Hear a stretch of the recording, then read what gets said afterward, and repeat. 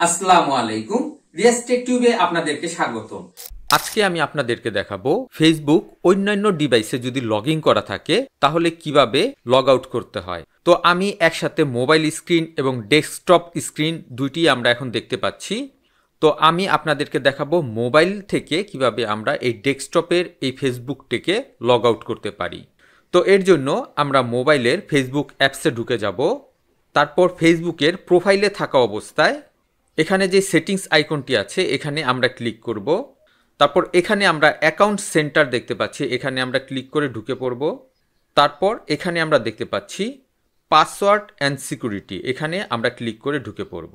তারপর এখানে আমরা দেখতে পাচ্ছি হোয়ার ইউ আর লগিং, এখানে আমরা ক্লিক করব। এখানে আমরা দুইটি অপশন দেখতে পাচ্ছি কারণ আমার ফেসবুকের সাথে ইনস্টাগ্রাম অ্যাকাউন্টও লগ ইন করা আছে। তো অনেকের ক্ষেত্রে শুধুমাত্র ফেসবুক অ্যাকাউন্টটি দেখাতে পারে।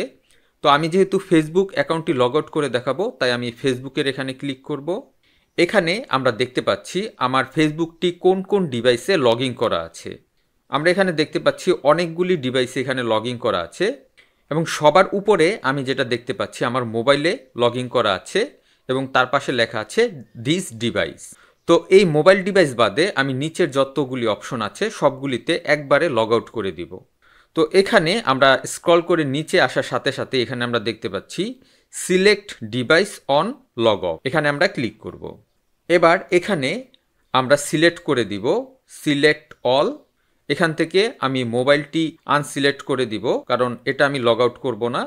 তো এবার আমি এখানে লগ আউটে ক্লিক করব, তারপরে এখানে আমি লগ আউটে ক্লিক করব। আমরা দেখতে পাচ্ছি আমাদের সবগুলি লগ আউট হয়ে গেছে। এবার আমরা পিসিতে দেখতে পাচ্ছি আমাদের পিসির ফেসবুকটিও অটোমেটিক লগ আউট হয়ে গেছে। তো এভাবে আমরা খুব সহজেই ফেসবুক যদি অনেক ডিভাইসে লগ ইন করা থাকে তো একসাথে আমি লগ আউট করে দিতে পারি। আশা করি ভিডিওটি আপনাদের কাছে ভালো লেগেছে। ভিডিওটি ভালো লেগে থাকলে অবশ্যই লাইক, শেয়ার এবং কমেন্ট করবেন এবং চ্যানেলটি সাবস্ক্রাইব করবেন। নেক্সট ভিডিও দেখার আমন্ত্রণ রইল। আজ এ পর্যন্তই। খোদা হাফেজ।